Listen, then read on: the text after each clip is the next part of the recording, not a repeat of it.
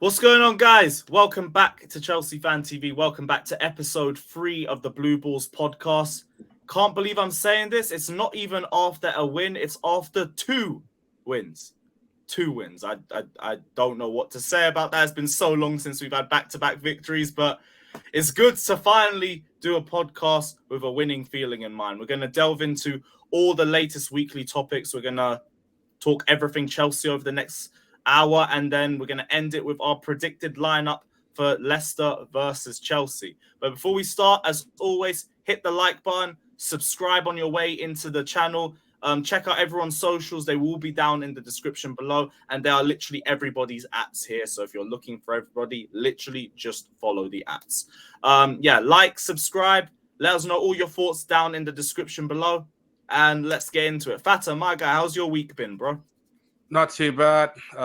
Bit off work actually. I'm a bit tired right now, but the mood that's been the last few days has been great, and it's nice to see get that winning momentum back in our ways, and hopefully in the future that we're gonna keep this up and win some more games, man. Thanks. Kev, what are you saying, my guy? How you been? What can I say? I think we left the conversation last week on what formation we was going to play, and I was thinking about that going forward, what we're going to be doing, and it's just crazy how the start of the formation I wanted to with the 5 at the back, and we've gone and won 2 games on the bounce. No coincidence, and just feels like now I feel like a breath of fresh air. You know, so frustrated, angry.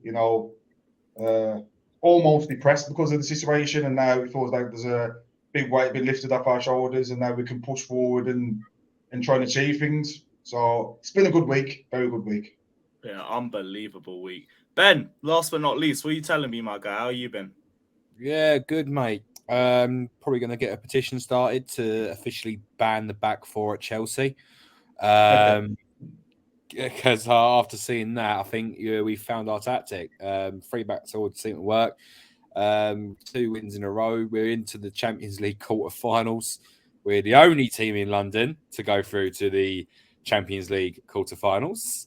Top it again. We love to see it. Imagine that though. You know, you beat us 2-0 in your cup final, then you go out the FA Cup to Sheffield United, then you go out to AC Milan, a team that Graham Potter beat 3-0 at home. By the way, just thought I'd point that out. That says a lot about where we've been the last few weeks that we lost to that top. I can't be bothered. But I do want to stick with you on this one because you brought in that great point. 2 games since the last pod. We went back to a back 5 and we've had 2 clean sheets and 2 victories. Do you feel like it's been overdue that we've returned to it? Do you think what's your thoughts been on the change in formation and also the stance on Potter since the last 2 games as well? How are you feeling? You can tell he loves the job. You can tell he wants to be here. Obviously, he hasn't done too well. We can all agree that he hasn't done as what would be expected of him. But you know, he's starting to show the passion. I mean, you know, the whole situation. I mean, when you actually got to watch the game from home as well, like I did. Thank you for that work, by the way.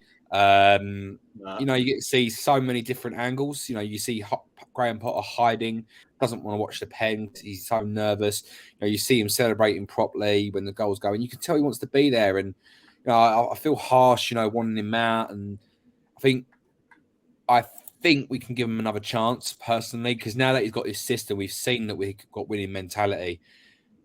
Go with that. You know, back 4 don't work anymore. Ban the back 4. In fact, the only 4 I ever want to see in Chelsea is Badiashile. You know, that's the only time I want to see the number 4. Not a 4 back or anything. Yeah. You saw what's worked. You saw how well the boys played against Dortmund, especially. You know, we absolutely ripped them apart. I mean, we got lucky, we got unlucky, we got lucky, we got unlucky. Jude Bellingham, a big, massive fucking crybaby. And yeah, you know, happy days. But you know, use that back 4. Look at Reece James and Chilwell, man, at wing back. They are immense. Chilwell, you know, without him scoring a goal, probably was up there for man of the match in those 2 games, in both of them. Obviously, for Fafana, he's looking absolutely unreal. You know, for Fafana in a free back. And let's just talk about the big one here. Cucurella at left centre back, covered by Chilwell, probably dropped his best game in a Chelsea shirt. Oh, no, probably about it. That's 100%. Yeah. 100%. Absolutely. You know, I say probably because, you know, he might, you know, by the time this gets released, you never know, he might have played another game and gets a bigger goal or scored a hat trick. I don't know, mate. You know, that's why I said possibly. You can't predict the future. But yeah, no, yeah, he looks great. You know, that looks like something positive with Silva being out that we can look into. You know, we've got Badashile, we've got, you know, now Cucurella, we've got Fofana, who is immense. You know, we signed the right centre back. You know, forget Koundé. You know, we got the centre back that works, and he loves it, and we love it. So keep going with this. Like, no more fallback. Play that. Play to your advantage. Play that pressing. Get those players playing, and go from there. Yeah, on to Cucurella as well, because I did want to bring this up too.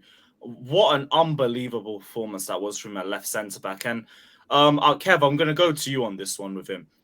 Not just his performance, but what's your thoughts been on the way Potter has managed him personally? Because I've seen a lot of people talking about it, and I think it's been the right move as well. Taking him out of the lineup, let him have a bit of time to rest, and then he comes back and has a performance like this. What was your thoughts on Cucurella, Potter, and do you think that was just a lucky game, or do you think Cucurella's finally starting to come into his own now for us? Personally, I never got on Cucurella's back from the start. I went to his first game, Everton, start of the season, when we made that chance, and he looked good then. What you got to think is coming from a team like Brighton, low level, no pressure, so he's going to shine out in a team like that. He's coming to Chelsea, full of pressure. You know, he's got a massive price tag over his head. I knew personally he needed time to settle anyway. So when fans was getting onto his back, I didn't see the need for it. And when obviously he's had an incident with his family as well, so he's had a bit of a hard time. So I never seen a bad player in him. I just thought he was lacking in confidence, and he needed time to gel into a system, into a team that's a lot high profile than the team is in. So I was expecting this from the start. I wasn't expecting him to do it at left centre back because he's more of a left wing back, but he's gone out, especially yesterday, Tuesday against Dortmund, and he's put in his performance. And, you know, it's going to be a confidence booster for him, and hopefully he can push on from here. Potter gives him the confidence, and us fans give him the confidence now to push on and achieve things where, with that price tag, he needs to be, doesn't it? Exactly. It's about consistency, and I think the one thing we've seen in the last two games has been a consistent back line. I want to give shouts to Cucurella, but it's not just been him too. Badiashile, Fofana, Koulibaly, all of them have been absolutely superb in the last two games. And Fata, I want to come to you on this one about the defense. Yeah. How do you feel now that we've returned? Do you feel like the whole defense is a lot better now because of the back five in general? Or do you feel like it's a case of the individuals now feel a lot more confident and they're just a lot more better off in the setup that we're in? What's your thoughts, Vin? I feel like we are very effective in a 5-3-2 formation because it's very simple and it's also very understandable. It's like it's identical configuration of both in and out possession, and everyone in this team automatically understand their responsibilities. The inconsistent lineup benefits from that, and like you said, defensively very positively promising. And you have to give good shot as well to Chilwell, because I thought yesterday he had a good mobility while he was playing in that left wing back. It most likely is because of that midfield area, and Cucurella hasn't had that luxury, and also the frequently wanders around into the midfield and in the centre back position to protect Koulibaly and the centre midfield as well. And in this shape, I feel like you can have Koulibaly, Cucurella, and also Kovacic, and also the other players like Kai Havertz, also are there at best as well.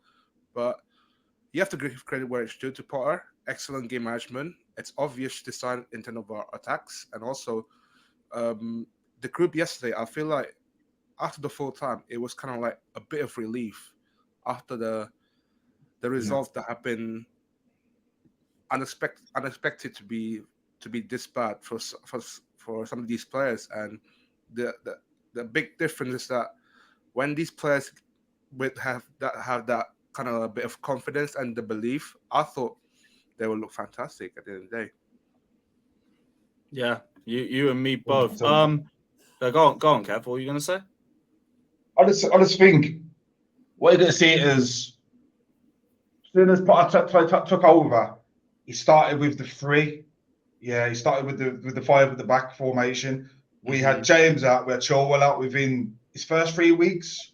I think the game before Villa away, that was the game James was at. So I thought we had Sterling right wing back for that game.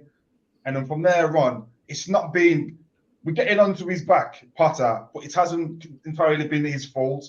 He's been unfortunate in a sense that he's had to change from the five at the back, which carried on from Tuchel, a very successful gameplay, very successful formation, and he's had to change it to the four at the back. And we already know with a four at the back system, you need a holding player. We haven't got that in the squad. Kante was out. We had Jorginho, which is, I think he was a liability, a defensive midfield, because he hasn't got the legs to move left to right. So I think Potter has been unfortunate, really unfortunate, that we've had to go back to the four. But obviously, look, gone back to the five. James and Chilwell are back. We've gone back to the five, and look at what it's doing for us. 2 wins in a row against Dortmund. I was watching the game. Am I watching Chelsea? It doesn't look like I'm watching Chelsea. It looks like I'm watching the Chelsea under Tuchel. We look like we know what we're doing. You know what I mean? So it's good. I feel like it's also more to the fact that when they had the ball in their possession, a 3-4-3 formation, which sounds natural in the terms of the spacing, closing the players, like passing angles a bit more easier, and it will become better if Koulibaly is able to make kind of connection with Enzo in the midfield. 100%, because that's what I think. In the centre, what we had before, we had Thiago Silva and Jorginho, and they was linked up. So if we can get that Koulibaly and Enzo connection, we'll have that solid core. Because at the end of the day, we all know through the middle, you should have that solid base. So if Koulibaly can keep up this level and Enzo can step up, I'm sure we'll be all right going forward. I'd like to think so anyway. Hell, to be honest, I think we're fine going forward. It's just same thing as always. It's the finishing. Finishing is, even in the last 2 games, like we've scored from a set piece, we've had a mishit shot and then a rebound back into net and then a retaken pen. Like we do make chances. It's just our finishing has always been a problem. But I think at the very least, as long as we sort ourselves out defensively, which I do think a back five enables us to do because we got the 3 centre backs at the back holding everything for us. At the very least, our back is sorted and you can build from there. It's all about the base and it's about moving on from that. But yeah, the finishing kind of still been the same, but our attack does feel like it's getting a little bit more confident. Ben, what's your thoughts been on our attack? Well, before the 2 games, I just thought, it was a case of we were getting into the, the opposition third and just not knowing what to do. Just standing there like, well, what do we do now? And obviously February reflected that with only 1 goal. But obviously I think in the 3-4-3 formation especially, it lets the wingers be wingers. And if they want to cut inside, they've got the opportunity to do that. Just from the 3-4-3, you can see that Havertz is thriving off it a little bit better. Maybe, he can actually become, that 70-odd million pound player we paid for, as opposed to just an average, championship striker level type player. Someone who could probably do it in the league below, but when it gets the pressure gets on, he doesn't perform. That's how he's pretty much looked to me, other than the big games. But yeah, the system's really worked out, and I know we've won the Champions League playing this formation, especially under Tuchel. We won the Premier League playing this formation when Conte brought it in. It's a system that works for us, and it lets us have more free flowing attacking. It lets the players move around more. It lets midfielders come up. When you've got Reece James and Chilwell coming up as well, that's an automatic boost to the attack, having them 2 in there as well. And then knowing that you still got 3 people at the back to cover, the players are starting to realise what it is that they should do. They've actually now regained their attacking identity, whereas before that, 2 games ago, you could question, did they know what to do full stop? Yeah, I'd say as well, Ben Chilwell has been such a great addition. He always in the 5 at the back as well, though. I think that's been the biggest thing because he's got a lot more license to run forward. The delivery as well. Like I've been saying the last 2 games, that's my corner taker now. I don't want anybody else taking corners. Everyone else hits the first man. Not even that, just we've seen what Chilwell can do at this position. You know, when we signed him, under Lampard he looked good. And when he got under Tuchel, he looked even better. And then lo and behold, when you play him as a left wing back, he is looking like the best left back in the Premier League at the moment when he plays at left wing back. And I know I might get some criticism for that. Oh, but he hasn't played enough. Yeah, well, look, Luke Shaw, you conceded 7 goals to United. Shut your mouth. Andrew Robertson, you're just a gobby scouse shite. Shut up. João Cancelo can play both positions. He's gone. He's in Bundesliga now on loan. Mm-hmm. Who's left? Oh yeah, Ben Chilwell. And that's why I can say that. I feel like what he's done as well, that last 2 games, that kind of amazed me a bit, is that he consistently attacks an open, like a big, large space inside that final third, and he forced defense to either drop deep or lean on the side. I think that he's when players like Enzo pass the ball to him, he's just a target of it. Basically, like he's. I can't even say this properly, but I just think some people make him kind of look a bit weird, because I feel like the way that Chilwell has been criticized a lot by some of the Chelsea fans, it's been weird. Like, I understand that he's not been informed in terms of the fitness and that. He's just coming back from that long injury. But if you kind of ease him and slow into this team, he'll become good again, like he did under Tuchel. And we need to stop as a fans kind of like put this kind of agenda, just put the agenda aside, and let's just support the team from now on as a result. And you know what? You never know with this Chelsea team. We might get a good draw in the Champions League quarterfinals. It's just back the team, man. Back the team. And also is that what I do find out the most interesting part after that game as well is that the fans. I feel like the fans played a part as well as a 12, fans were unbelievable. 12 man on the pitch. The one game I never heard. Yeah, you missed a good one. Sorry, Fata. I never heard this fans out loud since Real Madrid 2021 second leg semi-final. Even though it was locked down, but I can literally hear it from my team, literally outside the stadium. Like, that was the loudest I've heard ever seen from our fans. Yeah, best atmosphere of the season by an absolute mile. I do think they turned up for the occasion, but I also think the way that the game went and also the magnitude of it did play a part. But we need to see that atmosphere at the Bridge a lot more. We really do. But I do also say as well, like, the better we perform, the better the atmosphere will be. So it is also partly on the players to try and instill that in the fans. It kind of goes both ways in a sense. Kind of goes both ways. One player that we didn't speak about, which, to be fair, I do think that we should speak about, is Havertz, because unbelievable on Wednesday. Absolutely unbelievable. And I hope we can see that same player a lot more towards the end of the season, because like I speak a lot about standards, and I've spoken about that this season. And to me, this performance right here on Wednesday, that is where the standard should be. And my thing is that I need to see that a lot more. But Kevin, I'm gonna go to you on this one. Thoughts on Havertz's performance on Wednesday, and do you think he can continue that performance going on to the remainder of the campaign? I'm not going to get carried away. My feet are grounded completely. I think, yes, he turned up. I watched the game for 90 minutes. He turned up. He looked. It wasn't just only him. It's the whole team looked well up for it. They set the intensity bar 10 standards higher. He was coming deep for the ball. He was running in behind. He was getting into the wings. He was linking up with James on one wing. Next thing you know, he's linking up with Chilwell on the other wing. And he was getting his positions. But the thing is, it's been inconsistent from the start. For the 3 years he's been here, that's what we've always seen with Havertz. 1 week, he can be an 8. The next week, he can be a 2. So the question is, he asked me, do you think he can continue the form throughout the season? I don't think he can. Because he's had too many games to prove himself already, and he hasn't stepped up to the mark. I think in the Champions League, it will suit him more because it's a slower. If you see how Dortmund is keeping the ball, the intensity was a lot more slower than, say, for instance, he's playing a Premier League game every single week.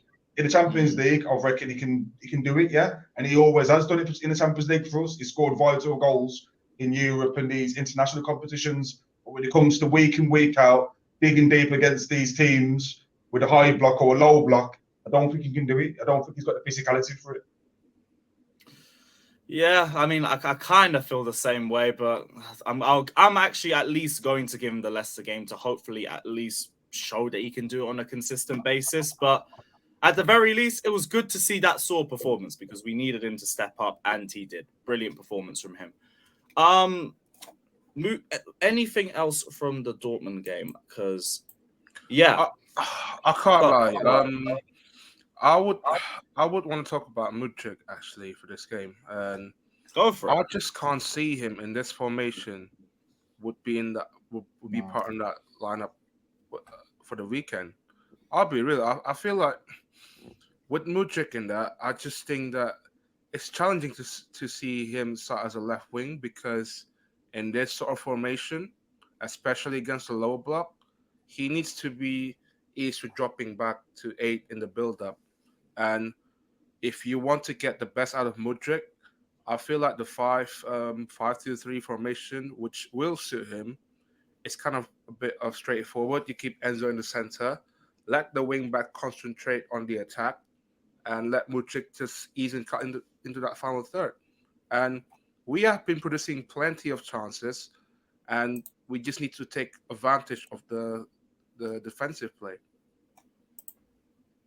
I think with Mudryk, I think people are rushing Mudryk a little bit, and it's only just because of the price tag. I want to see a little bit more from him. But for me, I think he's a bit more of a long-term project for us.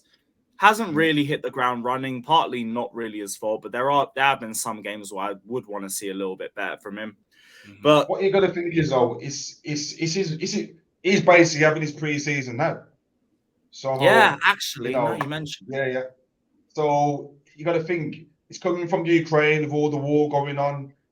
He's moving to a total different country, total different climate, everything else. He's coming he's got a big price tag. He's coming into a team, new formation, new player. There's a whole lot of different factors why he's not performing to what we've seen in the Champions League. I seen him play against Celtic this season, absolutely run the show. But he's playing a team which he's that player, he's the key player. He's coming into a team now. He's got to adapt. He's got to adapt to a whole heap of different things. So when everyone's getting onto his back, us as fans need to understand Potter's got to find a formation what suits him. He can't come into a team which hasn't found the right formation yet, and that's what you find with us. We don't know what our best formation is, and we all know the 5 at the back's the best. But for me personally, Mudryk wouldn't suit that. He's got to be in a 4-3-3. He's got to be out wide as a wing. Obviously, when you play in the 5 at the back, the wing backs are the widest players. I think Mudryk's better out wide, so he can cut inside and run at players. With the formation we're playing now with the 5 at the back, he's going to be more infield. So I'd rather play Sterling than Felix in that position. That's what I think anyway, personally. Yeah, but you could also say that whether it's a 5-3-2 or a 3-4-3, if it's a 3-4-3, there's still wingers. Obviously, you can have like James and Chilwell on the wing backs. You can have one person at centre forward, and you still got 2 people either side of him, as well as the 2 in the middle. You can always fit Mudryk there. Yeah. Like I said, it's down to Potter then really to bed him into the team properly. And like I said, he's got a lot of pressure on his shoulders, so hopefully he can get fitted. He can find the right mind frame to come into this team and start doing the business. Because at the end of the day, £90 million a lot of money, and us fans are aware of the price tag, but we can't put too much pressure on him. This is his pre-season right now. Yeah. Basically, that's why my whole thing is just let's not judge him this early. I don't think anyone else is, but I think there's just a rush to get him back onto the pitch. And he's 21. He's young. It's not that deep for him. Like he will have games, he will have opportunities. Yeah, you can always have a chance just to break him into the squad as well. We know he's capable. Like all of us went to his first game at Anfield. I went to his first game at Anfield. Yeah. He come on and totally lit the place up. He looked like a Hazard. The way he was wanting to get in the ball, he was turning. He put Milner on the back foot. Milner had to take him down because if he was that quick. So it's one of the ones. We know we can do it, but we have to be patient with him, not put pressure on him, and just slowly bring him into the team, into a formation, and I'm sure we'll see a good player there. Yeah, I think for me, like, it would be a lot easier if we still had cup games, like the League Cups and the FA Cups, because that would be the perfect games to try and integrate him into. But what do you do about drawing City twice? Can't really do anything about that. But yeah, Mudryk will get other opportunities. I do think that. One thing I did want to go into, because I did see this pop up from Matt Law a couple of days ago. It's about a potential clear out in the summer. There's doubts over the long-term futures of the likes of Mason Mount, Kovacic, Mendy, Ziyech, Chalobah, Pulisic, Havertz, Loftus-Cheek, Gallagher, and Zakaria. So that's a couple names. And there's a couple names that were omitted from there that even surprised me. The likes of Aubameyang, Koulibaly potentially, because there was rumors of him going back to Italy in the summer too. I think the best way to go about this would be to just go one by one with each of these players and see how each one of us feel about them potentially staying or leaving. I'm going to leave Mount till the end, though, because that's going to build into the contract talks that we're going to get into as well. But we'll start with Kovacic. For me, hasn't really had a good season for us. There's been questions over whether he wants a new challenge in the summer or not. To me, I'd keep him if he wants to stay. If he doesn't want to stay, I think you get about 40, 50 million for him. But Kev, I'll start with you. How are you feeling about Kovacic? Kovacic is definitely, yes. I'd keep him 100% without any doubt at all.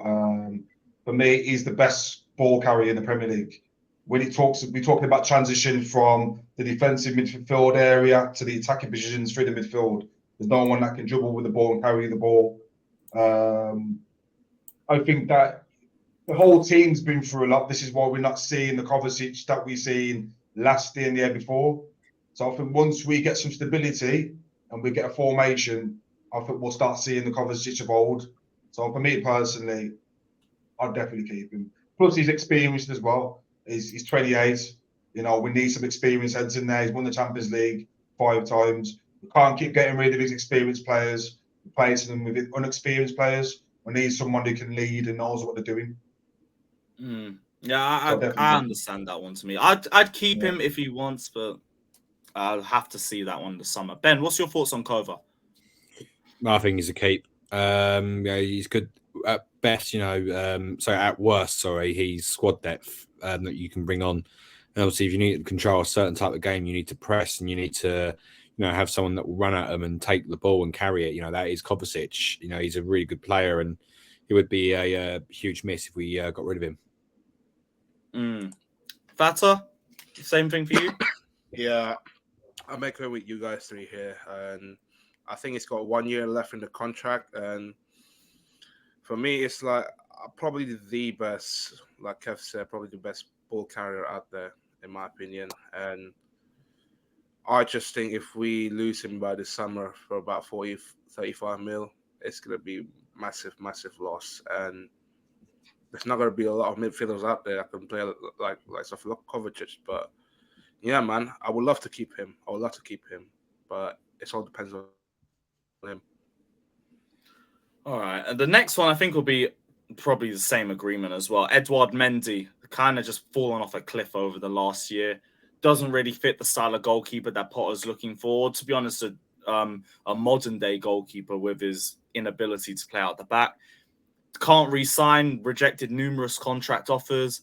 I think Mendy's just gone personally. Fata, you, Mendy, same energy or nah? Wow. I think he's gone right now for the summer.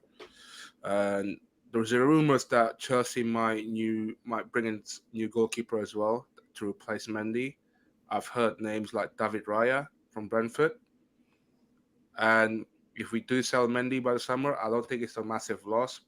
And like you said, Lewis, he hasn't been that good this season, and he's been declining for a while now. So I would not be surprised if he goes by the summer. Kev? I think Mendy, man, I'm so disappointed in the way it's ended. You know, we were looking at World Keeper of the Year only 2 years ago. Kept us in so many games. The game against Real Madrid at home during lockdown, I remember watching it. The saves he pulled off, one of the saves he pulled up on Benzema, absolutely world class. So, talking about one of the heroes, talking about a legend goalkeeper, you know. But for me, he's let us down too many times. I think I went to the Man City game in the Carling Cup. Every single time we got the ball, I swear, I think my heart was going at her. He just doesn't look comfortable playing at the back. And we all know this new type of keeper, like what's the City keeper's name now? Edison.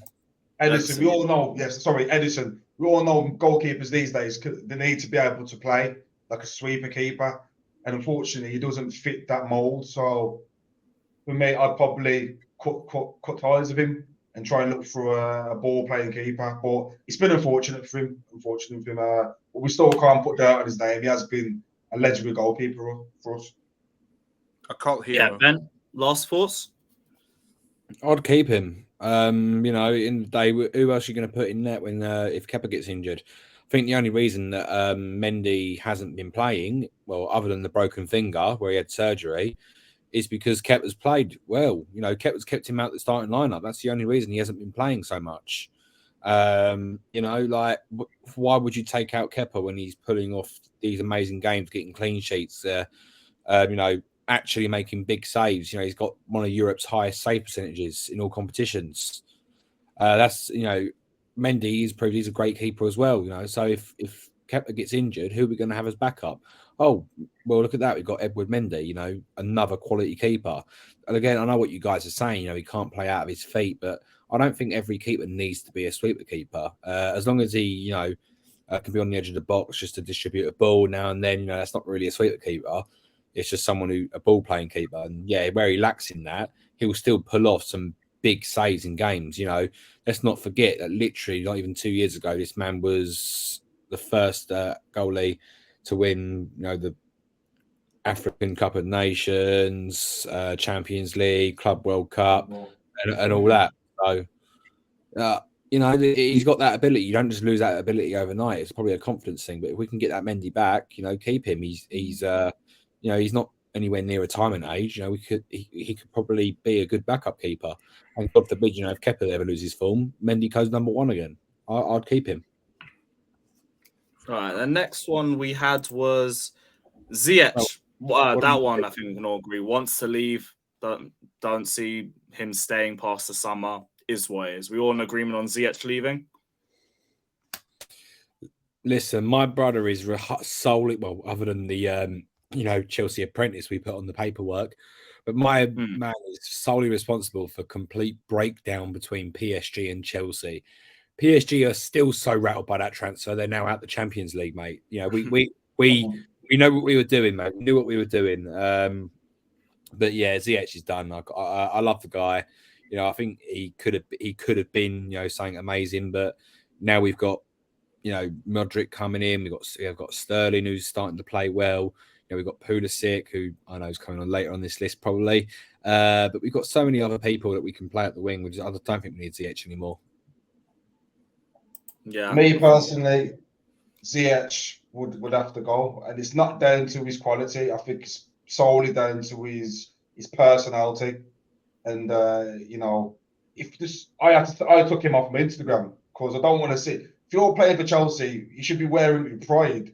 There's nothing that you look on his Instagram. There's nothing Chelsea on there at all. No games on there. You know, he hasn't even got it in his bio. Nothing. So it seems to me that he doesn't want to play for us. And if a player doesn't want to play for us, see you later. You know, and you can see it in his body language. If you're a good reader body language, every time he comes on, he's always sulking, always. Even when he scores, it's just like, you know, his personality and his ego definitely lets him down. So for me, we don't need that in the changing room. See you later. I just wish that transfer went through to that PSG. But hey, if it in So summer, does he, bro.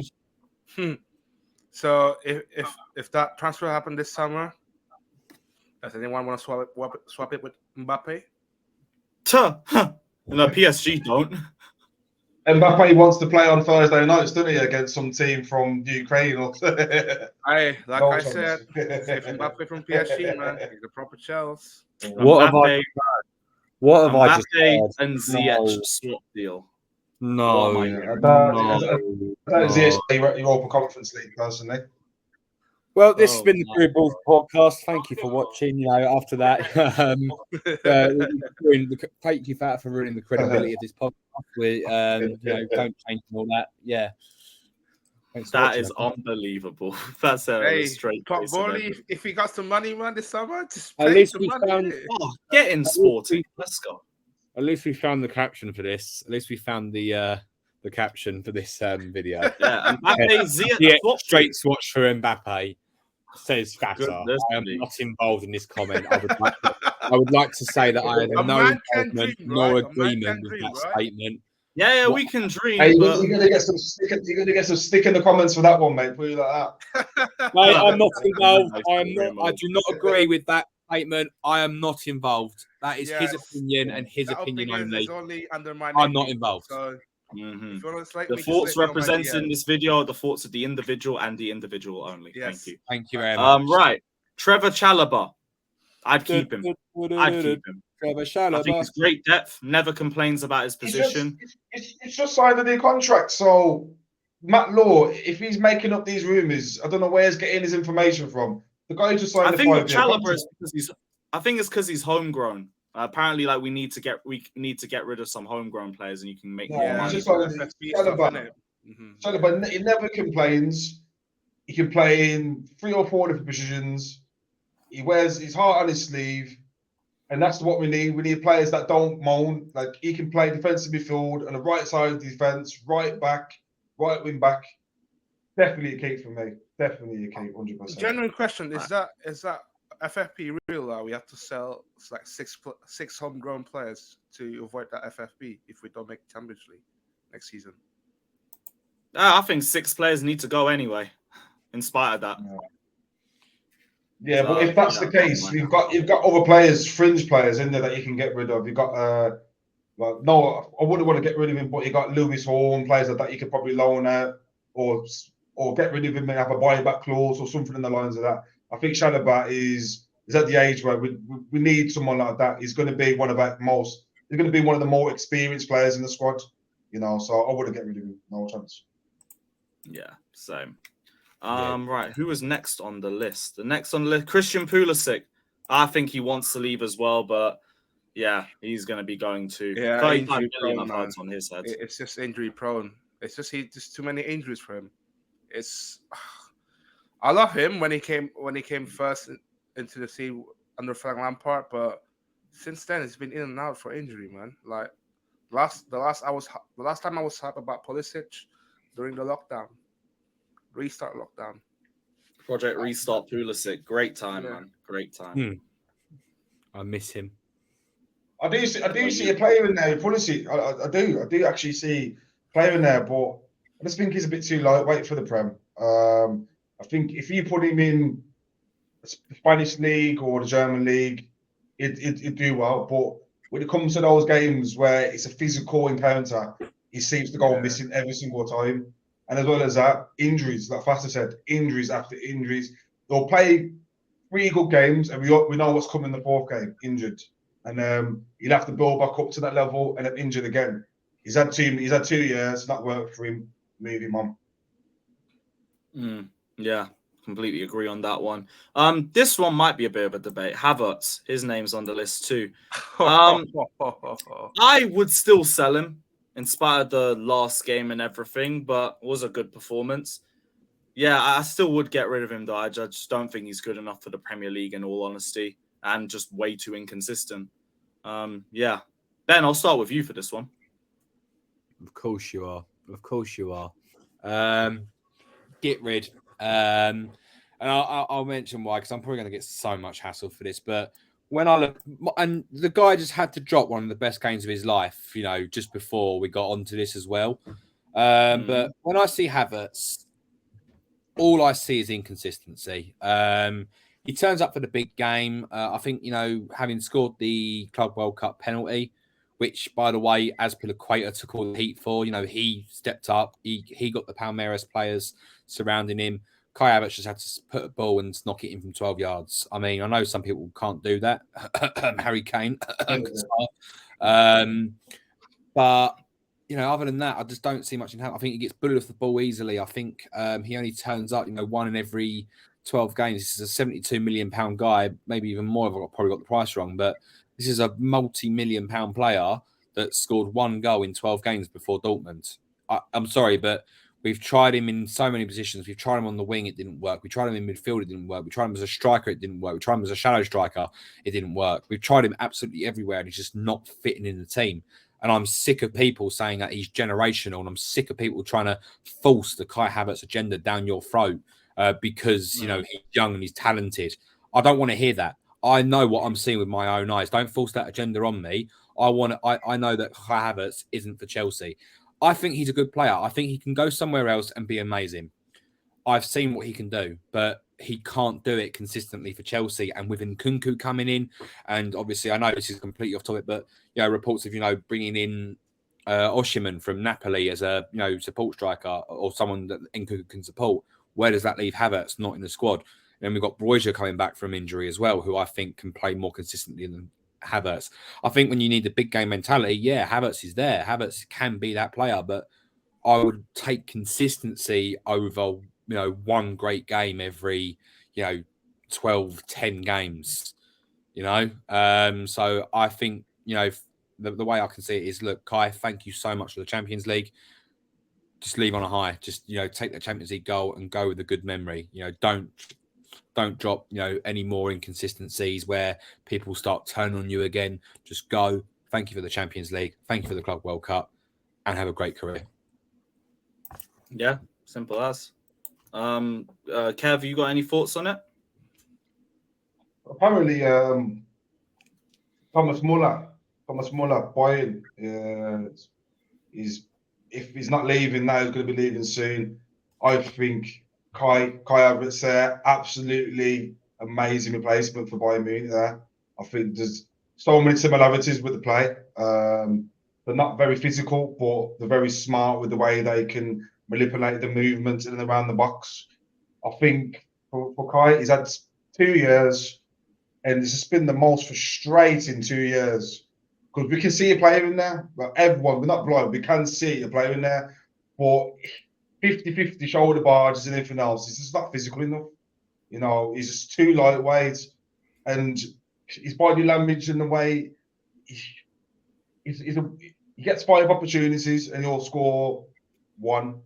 We need, for £70 million, we need someone who's going to put the ball in the back of the net more consistently. So if you put him in a Bayern team, he'll shine and he'll get you probably 15 to 20. But in the Premier League with us at the moment, hasn't worked. Unfortunately, I'd have to shift him on, so I'd think I'd have to go as well. Yeah. He's actually missed the second half of the season. He always turned up in the second half of the season, but goes missing in the first half of the season. I'd agree with that if we weren't even in the second half of the season for like a month or so. I think it's just a purple patch, but we'll enjoy it for while it's here. And I guess it'll raise his transfer value. We're going to breeze through the last 3 quickly. Loftus-Cheek, just Keep. a simple. Yeah, keep. Kev? That's my boy. I'd shift him on. Shift him on. And Fata, what about I'll you? shift him on as well. Injury prone as well. Gallagher, Fata will stick with you. Keep or sell? Sell. Again, not Sell. good enough. I'd say I appreciate his work rate, but I think in Crystal Palace last season he looked the better player in every squad. Put him in a good squad, work rate's not going to do it for you. I think you have to show quality. I don't think he's got that much quality, so I'd get rid of him as well. And Ben, I think you're the only one that will keep him, right? Absolutely. Look at him, man. He's amazing. But he actually does things for the squad. He plays in a squad. He has determination. When we were looking at players who were sitting around doing nothing, this guy was working his arse off. This guy was getting us last-minute wins against Palace. This guy was actually giving it his all. I can't tell if he's serious or joking. No, I'm not joking. We're not joking, bruv. We had a choice between Billy Gilmore and Conor Gallagher. We picked up Conor Gallagher. We saw more in Conor Gallagher than we did in Gilmore, and that's why Gilmore went to Brighton on a permanent, and that's why we kept Conor Gallagher. I just personally, everyone's got their opinions on it. I haven't seen any. When he was at Palace, I seen more there with a consistent running games. I believe there's a player in there, but he's just not going to get the game time with us. You know, he's going to get cup games. How old is he? He's not young. He's in another team. Like, he's not old, but I just don't think he's going to get that run. Put him in the Palace, he'll shine all day. I can't agree with that. I can't agree with that. Okay, so Ben, what do you think he offers? What do you think he offers us? All right, first things first, potential. You know, he has got the potential. He's so young. You know, he's not, you know, potential to do what? Potential to grow into a dominant midfielder, a dominant pressing midfielder, you know. He can do it all, you know, the box-to-box type, he can do that. You know, he gets stuck in, he gets forward, he gets backwards, he plays the passes. He can turn into he's got the potential to be an absolute complete midfielder, and I see it in him. And, you know, when we're saying... What traits do you see from him? Pressing. I see vision sometimes. You know, sometimes he can play a poor pass, but other times he will go forward with the more higher IQ passes. You know, the types of passes that everyone would pick Jorginho to make. I see that in Gallagher. And obviously... He's passing. You see that from Gallagher? Yeah. I haven't seen nothing from him. His work rate. His work rate, yeah. Against Leeds. Can't fault it. Can't fault his work rate. Cannot fault it. But like I said, there's got to be more to the game than work rate. You know, Chelsea FC. Anyone can be a 10-10 runner, but when it comes to the ball, keeping the ball, making the choices in the fight, we seen at the start of the season when we had Tommy Tuchel, he made 2-3 poor passes and Tuchel was slamming down the bottom and everything. I just don't see that player, you know. I don't see that midfielder's going to keep the ball. I don't know. You probably see something else to me. He's a reckless player. So let me tell you this. So let me tell you this. Then you'll have all the patience in the world for Havertz because we spend lots of money on him. But when a homegrown player comes in and you know, drops a little bit, you're happy just to ship him off. So you'll have patience with one person being inconsistent, but you won't have the patience for another person being inconsistent. It's not even the fact that I just think personally, he'd be better somewhere else. You know, when you got to put your hands up and think, you know what? There's no point keeping him just to put him on the bench 1 in 4 games and he starts 1 in 4. He can go to a Palace or could go to any team at that level and he'd do a number every single week. Everton, go to Everton, a team that probably going to stay up. He starts every single game for him and then we could probably see the player, that consistent player. But I think with the team, what we're trying to build, he'll play 1 game, get dropped for 3 games, come in that 1 game. So he's not going to get any consistency. I can't see him improving. Yeah, but the thing is, not every player that's in our squad can get into the first team. There's only 11 people that can get into the first team. We're going to need players that can be squad depth. You know, players that we can bring on to change the game. Gallagher could be that. If we need to be like a lot more holding, or we need to send him out to press more, or we just want him to run after every single mug on the pitch to just tire him out, he can do that. And he's got the squad depth to do that. He can sit on the bench and play a pivotal role as a supportive substitute player. I'm not saying he should, and then maybe in the future he does dwell into a starting 11, but not everyone that sits on the Chelsea bench can start every game. Like Mudryk, we spent 88.5 million on him and he sits on the bench. You know, there are players that we're going to need to sit on the bench and change the game. We can't just have a preferred 11 for 90 minutes. You need people to come in and switch up the game if it's going bad for you, or switch up the game and hold it on if you're winning, you know. And Gallagher can be that type of player. He's young, he can develop, he can learn. He's got it all. And I think that's why we should keep him. I think like Gallagher, I don't mind him as a bench option. I would give him a year or 2 just because it is his first year at Chelsea. But as of right now, he does kind of look like a bit of a road runner to me, but we'll give him a year or 2. We'll see how he continues to grow. Like, he might get a bit better technically. As of right now, I don't really see it too much though. But like, we have had Mount for 4 years. We've got Gallagher here for his first year. I think you could mold him into something, but we'll have to see. But on to Mount. He's the last one on this list.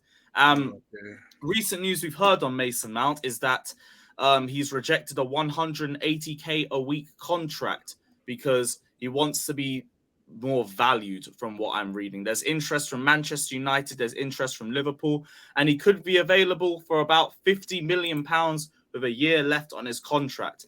Ben, I'm going to start with you again for this one. Mason Mount, keep or sell for this? Oh, re-sign or sell, actually. I'm on the fence with this one. I don't know. I think, if he doesn't want to give the long-term commitment, I've heard, he doesn't want to sign an 8-year deal because he doesn't want to be at the club till he's 30. If that's true, get him gone.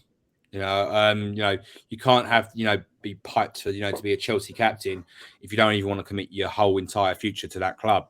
So, if that's true, then get him gone. If it's not, then I don't know. The ball's in his court. If he wants to go, he can go. If he wants to stay here and prove it, do it. So I'd say if he wants to stay here, keep him. If he wants to go, let him go. Kev, what about you? What were you saying? Kev, you here? I just to hit it down. I'd definitely keep him. But it's staying to him as a player, isn't it? I think if he went to Liverpool, it would be another De Bruyne moment. Literally, he's fit. They need an attacking, creative midfielder. Man played in the right position. I think he can give you that. I think he can be creative. Absolutely. If he doesn't want to sign a contract, let him go. And I think £180,000 a week. Yeah, has he really done anything to get to that level of 180k player? No chance. He's not even past it.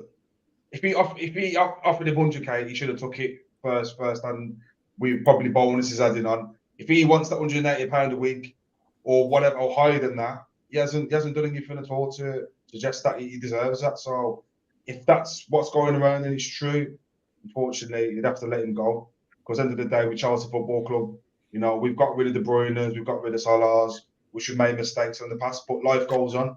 We'll have to find someone else. Like I said last week, Alexis McAllister from Brighton does a number every single week. The last game Brighton played, I think he did play Saturday. He got man of the match then. I like him as a player. I think he can create. He's got a good work ethic. And he knows Potter as well. So there's other attacking midfielders in the Premier League that can do a similar number to him. So if he wants to go, let him go. But obviously, if we can agree stuff, I'd keep him. Because Mason Mount, for me, is my favourite player. But like I said, any unhappy players, you've got to let him go. With all due respect, he hasn't been that good this season as well. And it's such a shame he's been in and out of the team.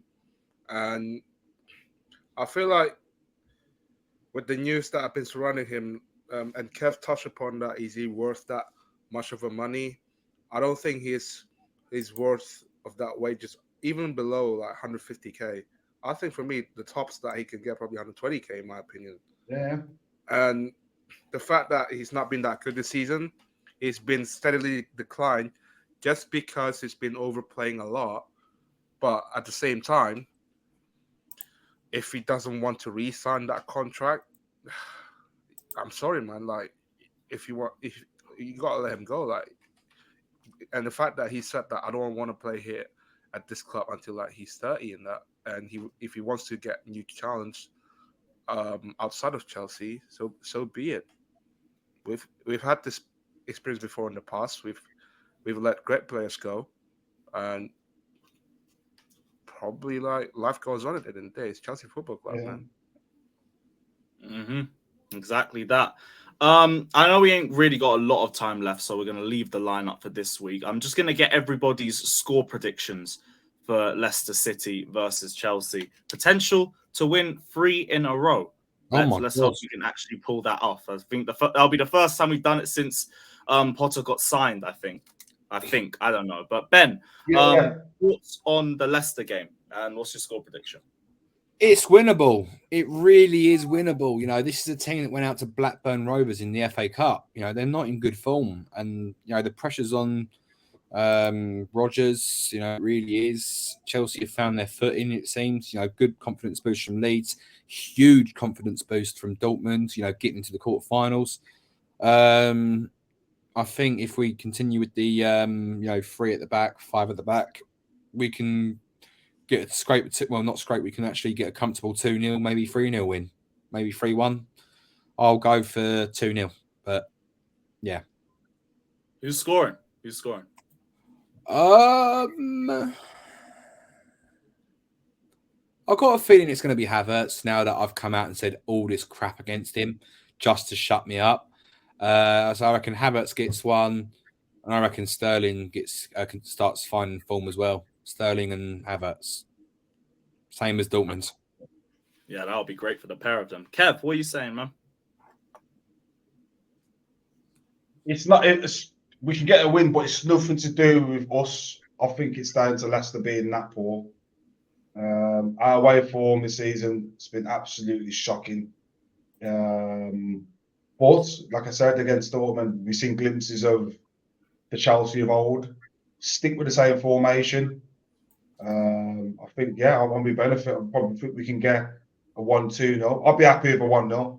3 points is 3 points, and as well as that, we know as well, and I think Potter will be telling the players, it's a momentum kind of thing now. We know going into the pivotal stages of the Champions League, can we start building momentum? And these Leicester Cities, out of form Leicester City, is the game where we need to be going and winning. But we cannot get carried away because at the end of the day, they turned over Tottenham only 2 weeks ago, 4-0, was it? The Tottenham would beat us. So we can't get carried away and say, we're going to win.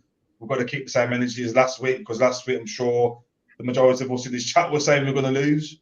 So if I was going to say win or loss, I'd say a win only because Leicester are poor. Keep the same formation. I'll go over 1-0. All right, and Fata, what were you saying, my guy? What's your thoughts? Keep the same formation like Dortmund, and with all due respect, Leicester's not been in good form as well as of late, and their defense has been shockingly at times, and I would not be surprised if we get a 2-0 win, a Felix and a Sterling goal.